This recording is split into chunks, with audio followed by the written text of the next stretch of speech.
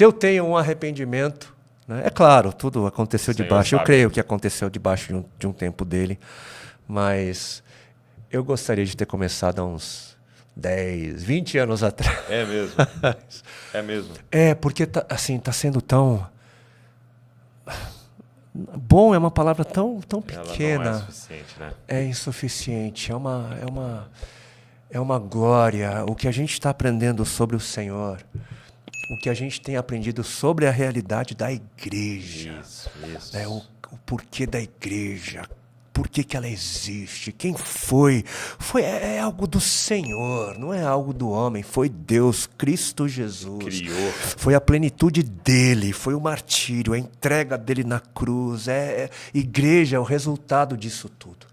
Né? Não é invenção da nossa cabeça, não é algo, né, que é legal, é uma realidade gloriosa e é um instrumento da graça do Senhor de abençoar a humanidade. Isso é muito forte. A igreja é algo... precisa viver. Precisa viver. Para entender. Tem alguns momentos que eu paro, assim, eu olho para a igreja, né? A nossa comunidade aqui em Bragança, você para e fala assim, cara, não tem como eu passar fome. Não tem como eu ficar sem carro, sem carona. Não tem como eu dormir na rua. Pode dar tudo errado. Nós temos família. Entendeu? E aí chega ainda um momento em que você tem um irmão ali que é médico, você tem um irmão ali que é um psicólogo, você tem um irmão que é um dentista, você tem um irmão que vende carro. Então, assim, é essa coisa maravilhosa e que você chama de irmão, de irmã. Né? Sim. E você começa... Mas é lógico, viver igreja mesmo. Não pode um ponto de pregação, um lugar que você vai para assistir pregação, vai embora. Quando você vive igreja, né, cara? Isso é maravilhoso, né, cara? O amor de Deus sendo revelado. E foi uma das coisas que Deus nos confrontou muito nessa última temporada a gente aprendeu isso aqui, entra no seu quarto, fecha a porta. E sim, há um aspecto do seu que você vai conhecer só na sua intimidade. Mas há outros aspectos, Senhor, que é só aqui. Sim. Só na mesa, só na troca, é só eu errando com você, você errando comigo para eu te perdoar e você me perdoar e a gente comer junto, que é conhecer o Senhor, né? Existe um mistério nessa dinâmica do amor ao próximo, do amor a si mesmo e do amar a Deus, porque essa é o resumo da lei. Né? Amar ao Senhor de todo o coração, né? Sobre todas as coisas, né? Força, entendimento e amar ao próximo como a gente se ama. Quando a gente ama o próximo, a gente essa dinâmica da Trindade. Né? Quando o Pai ama o Filho, está amando o Espírito que ama o Pai, amando o Filho. Então, quando a gente se ama, a gente está amando a Deus. O que é amar a Deus? Em prática. Quando a gente ama o próximo, a gente está amando ao Senhor e está amando a gente. Né?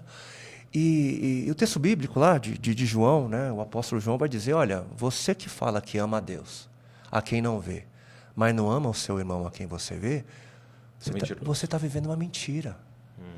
Né? A igreja é esse ambiente onde a gente intencionalmente aprende a amar ao outro e nesse processo aprende a amar a Deus e é amado por Deus. E só existe um lugar onde é possível viver isso. Quando eu digo lugar, não estou falando de prédio. Não. Né? É a gente, são as pessoas, é o povo. Uma das razões do porquê a gente também decidiu nascer, né, a igreja ela nasceu porque quando a gente olhou, é um fenômeno que a gente está vivendo. Né? A gente vê nos noticiários, né, uma palavra que está em voga, né, os desigrejados. Né? Ou seja, aqueles que passaram, né, por comunidades, experimentaram, ouviram, né, uma mensagem, mas por conta desse cenário, infelizmente. Que existe, né, eu conheço gente que não se desvinculou porque perdeu a fé, mas para manter a fé. Né? Isso, e a gente sabe, a gente ouve histórias. Da igreja teve que se não se afastar de Deus. Exato, porque tem gente que acha que igreja é algo que a gente pode fazer na nossa força. Tem gente que acha que pode abrir um espaço, se auto-intitular apóstolo, pastor, profeta e começar a fazer barulho, dizer o que quer, né? Enfim, e achar que aquilo é igreja, né? Mas não é isso, né? Mas tem gente que passou, né? Muita gente que passou, e a gente percebeu, então, a gente percebe ao nosso redor muita gente ferida, muita gente machucada, porque participaram de encontros onde aquilo que se vivia não era igreja. Porque igreja não é um lugar para onde a gente vai. Igreja não é um ambiente que corresponde a essa voz contemporânea, né, que vai dizer que nós fomos criados para consumir. Nós não somos consumidores, né? O culto não é um lugar para onde a gente vai consumir uma experiência religiosa e viver de segunda a sábado como se a gente não tivesse nenhuma relação com o povo, com o corpo. Né? O Senhor, ele veio salvar um povo. Né? O Senhor, ele veio fazer para si uma família. Né? E é nesse ambiente onde nós somos vocacionados para o amor, né? Vocacionado para as relações. Né? Essa voz, além da voz do consumismo, hoje a gente... É uma coisa assim que não faz sentido. Né? Nós vivemos em comunidade, nós vivemos em sociedade, né? Mas hoje a gente vive a era do selfie. A gente vive a era... Isso é uma antítese, né? Não Não faz sentido, né? É contraditório, entendeu? A gente ora, o Senhor nos ensinou a orar Pai Nosso e não Pai Meu. Só que a gente tem vozes hoje contemporâneas dizendo, olha, é você, está em você. Está em você, é você que determina. Né? Você que está em você a verdade, está em você a escolha. É o seu corpo, é você, sou eu. E a gente acaba se convencendo que eu sou o centro do universo, eu tomo as minhas decisões, é a minha vida. É a minha né? verdade. É a minha verdade, é o meu caminho, independentemente se eu tenho pai, se eu tenho mãe, se eu tenho irmãos, né? Porque hoje eu não sou mais representante de uma comunidade. Eu sou um indivíduo. Né? Só que quando a gente vai para as Escrituras, o indivíduo... a gente não precisa nem ir para as Escrituras. A gente vai para a antropologia, a gente vai para a sociologia. Vai para o resultado dessa mentalidade. Né? Ninguém é fruto de si. Não. Ninguém é fruto de si. Se eu chegar a falar para qualquer um, né? Para você que está em casa agora, de repente, nos ouvindo, né? Me diz para mim quem é você. Né? Só que com um detalhe. Né? Não pense em português. Por quê? Porque o português você ganhou de outro. Você ganhou dos seus pais. E nem escolheu. Não, e nem escolheu. Né? E aí? Aí buga. Né? Mas não vale o seu nome. Também, porque alguém te deu. Nem seu sobrenome. Também, muito menos, né? E ninguém. Eu tenho muito do meu pai, da minha mãe, da minha esposa, dos meus filhos, dos meus irmãos da igreja. Eu sou a comunidade. E né? você tem dos brasileiros e tem dos coreanos. Né? Sim. E quando a gente olha para a revelação de quem o Senhor é, faz sentido. Por quê? Porque ele é uma comunidade. E a gente foi criado segundo a sua imagem e semelhança. E a gente só consegue ser segundo a imagem e semelhança de um Deus que é comunitário quando a gente vive em comunidade e se expressa em comunidade. A gente não é uma falácia, é um engano do nosso tempo. Ninguém é sozinho. Ninguém é indivíduo. Sabe, a gente não carrega uma mensagem que é só minha, uma verdade que é só minha. Né? É um engano. Então... Você vê, o inferno detesta a imagem de Deus. Sim. E por isso que a grande arma dele se chama divisão. Sim. Intriga, ciúmes, briga, facção, divisão, porque... onde 2 ou 3 estiverem. Sim. Não é à toa quando a gente vai para a carta de Efésios, por exemplo, do apóstolo Paulo, que é a carta que fala sobre a igreja, o que o apóstolo Paulo está ali? Unidade.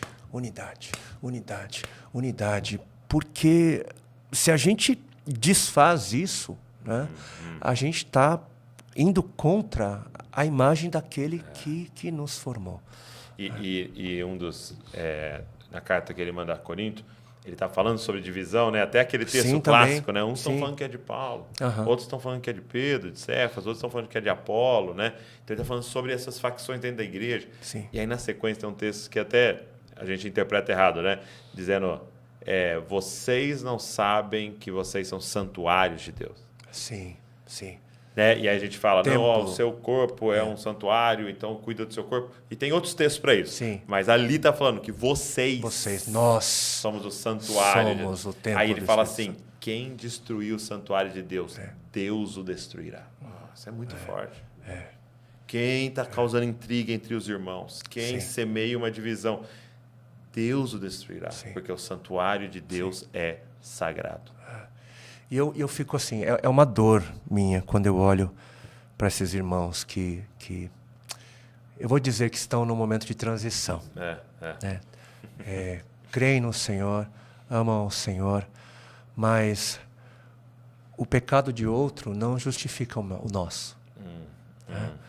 Então, não é porque alguns buscaram manipular o que a igreja deve ser e nesse meio, né, encontraram decepção, encontraram engano, que a gente deve desprezar aquilo que o Senhor diz ser santo e ser dele. Né? Existe vida na comunhão. Né? Na unidade, como diz o salmista, ali o Senhor determina a bênção, determina a vida. Né? Existe uma inteligência dos céus, existe um propósito divino. Né? E se de fato a gente crê no Senhor, a gente não deve deixar de crer naquilo que Ele crê e por aquilo que Ele morreu. Ele morreu por sua igreja, pelo seu povo. Eu lembro de, quando você fala disso, eu lembro de Tomé, né? Você até citou ele, né? E Tomé, ele é aquele que fala, não creio, se ele não me mostrar, eu não creio. Né? E a gente olha sempre essa incredulidade de Tomé. Mas Tomé era um cara que foi extremamente machucado. Por quê? Porque quando você olha outros textos de Tomé, né? E tem ele lá, quando Jesus fala, vamos lá para onde Lázaro está, né? E só que há uma perseguição lá. Eles queriam matar Jesus lá. E todos os outros discípulos falam, mestre, vamos voltar para lá, é perigoso. Tomé diz assim, vamos, para que se for necessário, a gente morre com ele. Quem é Tomé? É o cara que entrou de cabeça. Ele falou, esse é o rei de Israel, gente, esse é o Messias, prometido, descendente de Davi. Vamos lá, eu creio no projeto desse homem aí. Vamos, se a gente tiver que morrer, nós vamos morrer para esse negócio aqui. Só que, de repente, o líder morre antes que ele, né? Porque é lógico, ele havia entendido errado, ele achou que era na primeira vinda, que ele já ia sentar no trono. E, de repente, você vê um projeto que você sonhou que era de um jeito e Tomé é decepcionado. Perdeu o chão. Como outros Todo foram. mundo, né? Todo mundo. Decepcionado. E aí, qual é a cura para um Tomé? Talvez a galera que está nos ouvindo, tem gente aqui hoje que foi machucada, entrou de cabeça. Sim. Estava dando a vida, estava dando sangue num projeto, liderando. Verdade. Prejudicou o casamento, às vezes, prejudicou. E, de repente, você vê o seu líder te machucando, caindo, né? E fazendo coisas absurdas e tal. E aí chegou a hora de curar Tomé, né? E como é que Tomé é curado? Não é numa boa pregação. Tomé já tinha ouvido tudo, né? Não é vendo milagre, Tomé já tinha visto tudo. Tomé é curado, relando no corpo ferido. Né? Então, eu acho que nós precisamos ser esse corpo ferido. Né? Sabe, esse corpo de Cristo disposto a falar assim, vem, rela em nós. Nós estamos dispostos a ser ferido por aqueles que virão, sabe? Então, é dizer essa mensagem de esperança, existe a igreja do Senhor. Existe. No meio de falsas coisas, existe a igreja do Senhor. E é como você disse, não desiste porque há uma promessa do Senhor ali. A igreja do Senhor está bem. Está bem. Está bem. Viva. É viva. Ela está de glória em glória sendo transformada. Exato. Ela está presente. Amém. O Senhor não morreu em vão. Não. Então, a sua vontade, exatamente, ele vai voltar e vai encontrar uma noiva pronta.